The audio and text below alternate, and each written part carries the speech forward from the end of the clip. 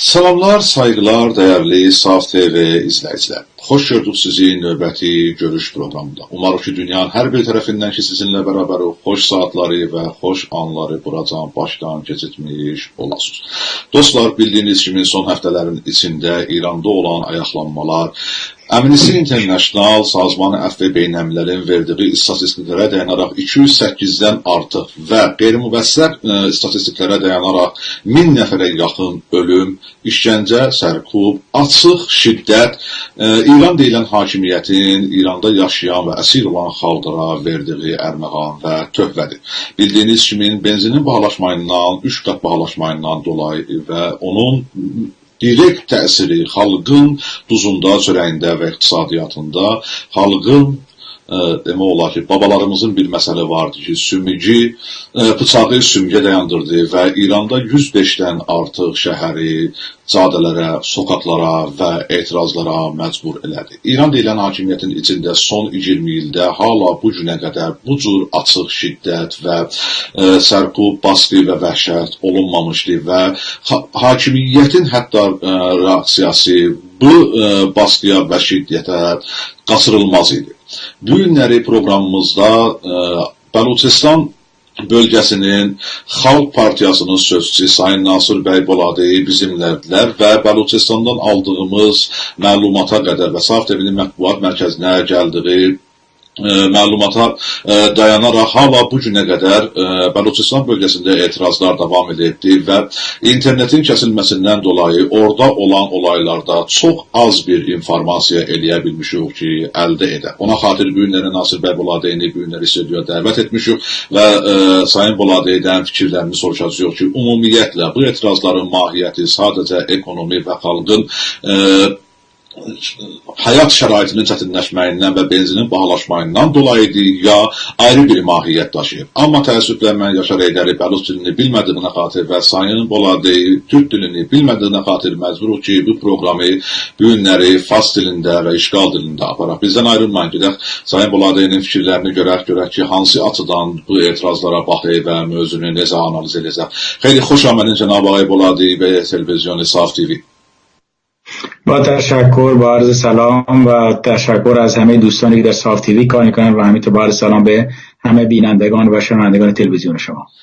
ما هم تشکر میکنیم از شما از اینکه قبول دعوت کردیم و در تلویزیون ما حضور به هم رساندین. آقای بولادی مستقیم بدون فوت و فت میرن سر اصل مطلب. ما در هفته‌های اخیر شاهد اعتراضاتی در ایران بودیم که به خاطر گران شدن بنزین، سه برابری بنزین و تاثیر مستقیم این مسئله گران شدن بنزین بر اقتصاد و وضعیت معیشتی مردم شاهد اعتراضات بسیار گسترده‌ای در ایران بودیم. با اینکه ما در طول 20 سال اخیر تاریخچه سیاسی ایران شاهد چنین گستردگی اعتراضات و سرکوب و وحشت و شکنجه که به این عریانی و آشکاری از طرف حکومت نبودیم، اما حکومت با این همه با قطع کردن اینترنت و درست کردن یک دیوار دفاعی در مقابل مبادله اطلاعات تونست که این سرکوب ها را حتی به صورت گذری هم که شده و موقت هم که شده کنترل بکنه. اما اطلاعاتی در دست داریم که هنوز این اعتراض ها در بعضی از نقاط ایران به خصوص منطقه بلوچستان سرپا هستش و اعتراضات ادامه داره. اما مستقیم و در سوال اول از شما میخوایم بپرسیم که ماهیت این اعتراضات، ماهیت این شرایط انقلابی که در ایران به صورت حتی 2 هفته که شده وجود اومد، آیا صرفا فقط به خاطر گران شدن بنزین و بد شدن وضعیت معیشتی مردم بود یا ماهیت دیگه هم میتونیم تعریف کنیم برای این کار؟ بفرمایید، میکروفون در اختیار شماست. عرض تشکر. این مسئله اساس اینه که این یه جنبشی بود، یه جنبش سرتاسری بود. به نظر من در ایران از لحاظ تاریخی همچه شرایطی رو پیدا کردن که این همه شهر در این همه استان در این همه مکان یک زمان این همه مردم بیان بیرون بر علیه دولت جمهوری اسلامی ایران و یا دولت‌های قبلی، این بی‌نظیر هستش و نمیتوان نمونه‌اش رو پیدا کرد. مشخصا همین مردمی که رفتن بیرون فقط به خاطر بنزین نبوده و یا اساسا برخی اکثرشون موضوع مطرح نبوده. موضوع بنزین خب خیلی مهم بوده، همه میدونن، ولی موضوع اساسی این بوده که این مردم کسی که خودم کشتن نمیده برای بنزین. اینه که یک مسافرت نرفتن این ارزشو نداره آدم جانشو از دست بده، که این همه تعداد افراد که از 300 نفر تا 1000 نفر یا بیشتر یا کمتر تخمین زده میشن تعدادی که کشته شدن و اینم نشون میده که دولت ایران تا هنوز هم نمیگذاره که مثلا در مناطقی مثل بلوچستان اینترنت تا هنوز وصل بشه. نشان میده که تنش‌ها تا هنوز نخوابیدن. مردم دیگه از این رژیم گذر کردن، هم از اصولگراش هم از اصلاح طلبش. حالا هر دوتاشون هم اصلاح طلبان هم اصولگران میخوان که نشان بدن که ما نبودیم، هر کدوم به یک طرفی میرن که باز میخوان در انتخابات مردم رو به طرف خودشون جذب کنن. ولی مردم دیگر از این سیستم عبور کردن و مردم در هر جاش خواستهای متفاوتی داشتن.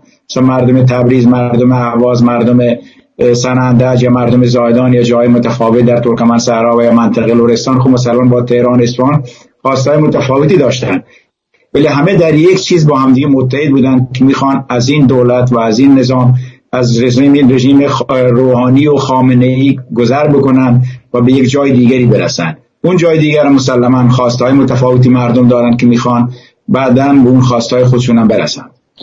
جناب آقای بولادی، در این که برای رسیدن به یک آینده سیاسی بهتر در ایران باید از جمهوری اسلامی گذار کرد و مخرج مشترک مبارزات مللی که در داخل ایران هستند عبور از جمهوری اسلامی هستش، هیچ شک و شبهه‌ای نداریم. اما مسئله هست که میگن ظلم به سویه عدل است. اگر ظلم به صورت عادلانه برای تمام ملت باشه میشه با نمونه از عدل براش مثال زد، اما حتی ظلم رژیم جمهوری اسلامی به صورت عادلانه تقسیم نشده و ظلم مضاعفی در داخل ایران به ملیت‌های غیر فارس روا داشته میشه. یعنی ظلمی که در منطقه بلوچستان، در منطقه آذربایجان جنوبی، اهواز، کردستان به ملت روا داشته میشه با جنس ظلمی که در منطقه تهران یا اصفهان به ملت روا داشته میشه فرق میکنه. حتی ما در این اعتراض‌ها شاهد تفاوت جنس اعتراض‌ها بودیم، یعنی میزان کشتار و شدتی که در منطقه الاهواز و در منطقه کرمانشاه یا در منطقه بلوچستان و تبریز ما شاهدش بودیم بسیار بسیار متفاوت‌تر و بیشتر از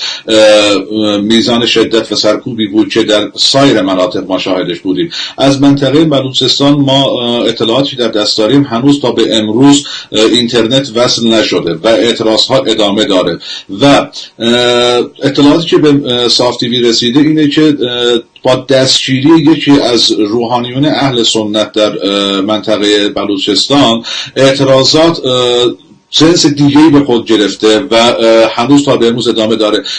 یک توضیح اجمالی و از موقعیت و آخرین اخباری که امروز در بلوچستان هستش میتونیم برای بینندگان ما بگیم؟ این موضوع اساسی اینه که شما مطرح کردید، تا هنوز در بلوچستان تنشان نخوابیدن و دلیلش مشخصا همین بوده که تظاهراتایی که در بلوچستان شده بود خوشبختانه خب تا هنوز به اصطلاح تعداد کشتار نسبتا اونجا کمتر بوده. فقط 2 نفر اعلام شده که کشته شدن و تا هنوز اسامی اونها رو کسی حداقل من تا هنوز ندیدم. مولوی کوی خب به این تظاهرات هایی که بودن و اینی که رژیم با اونا به این شکل رفتار کرده بود، در واقع در نماز جمعه به یک شکلی اعتراض کرده بود که شما میگین که اعتراض حق مردمه.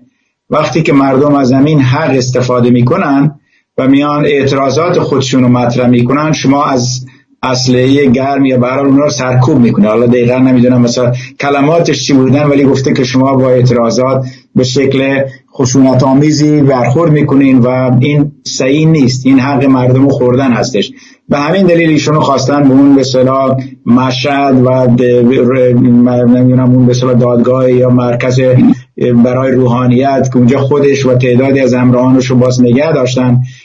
قبلا هم ایشان رو به دلایل متفاوتی همچون اعتراضاتی که کرده بود خواسته بودن، ولی دفعات قبل به زودی چند روز یا به شکل مشخصتری آزاد میشد. این دفعه نگه داشتن ایشان طولانی شده و معلوم میشه که دولت ایران هم خب این دفعه عصبانی تره، همونطوری که مثلا مشخصه به طرف سرکوب بیشتر، اذیت و آزار بیشتر مردم میره، از هر بهانه‌ای به خصوص در مناطقی مثل بلوچستان استفاده میکنه تا مردم اذیت بکنه. همین که مثلا اینترنت بلوچستان رو بسته، این خب نشان میده که این دولت نسبت به خاص و حقوق مردم بلوچستان، همونطور که شما گفتین، با توجه به این که ستم هم در ایران مساوی تقسیم نشده بلکه ستم‌های متفاوتی در اونجا وجود داره، ستم‌های مذهبی، ستم‌های ملی، ستم اقتصادی، ستم جغرافیایی، ستم جنسی، همه اینا رو این رژیم یک جا گذاشته. مثلا در بلوچستان خب مسلمان اینا بیشتره، هر سه رژیم هم بیشتره، حالا اگه اجازه بدین من یه نکته کوتاهی رو بگم که مثلا خب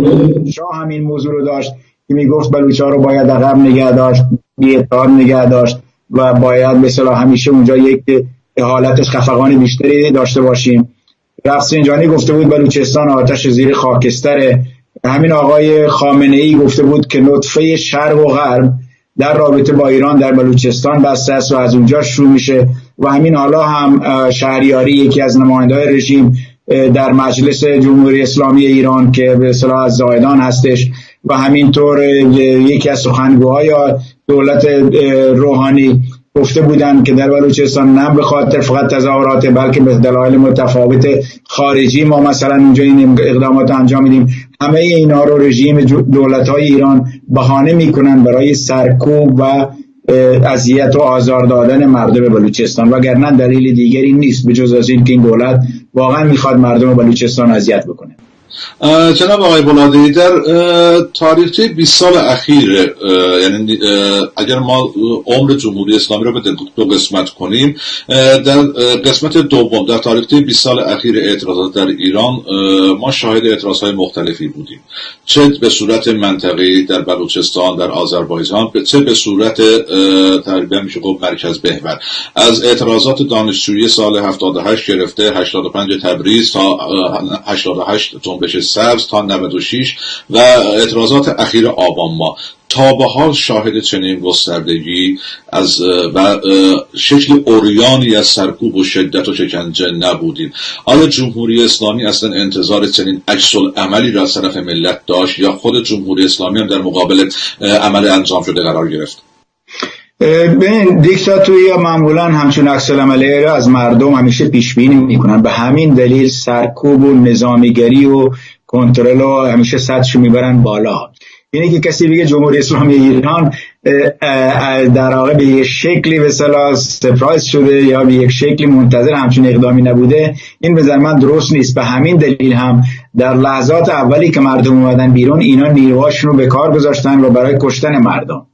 این در این شکی نیست که اینا این آمادگی رو داشتن، این فکر رو میکردن. یک رژیم دیکتاتوری در هر جامعه باشه هر لحظه فکر میکنه شاید اتفاقی برایش بیفته. به همین دلیل اینا یک لحظه هم که شده نیروهای اطلاعاتیشون، نیروهای سرکوبگرشون آمادگی کشتار رو دارن.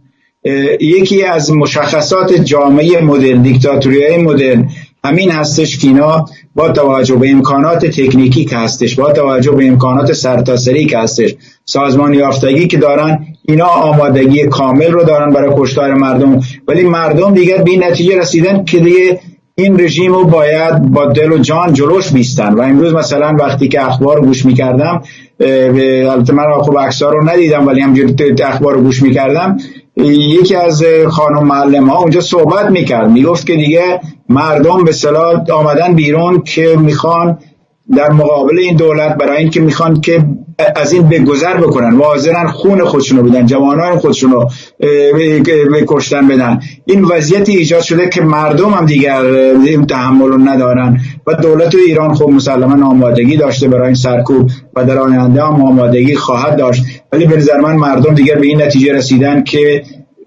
این رژیم رو از سر خودشون دور بکنن و مسلما مردم همیشه پیروز میشن. این مشخصه که هیچ دولتی، هیچ گروهی ایدئولوژیکی، چه پادشاهی چه آخوندی باشه در مقابل مردم یارای توانایی نداره.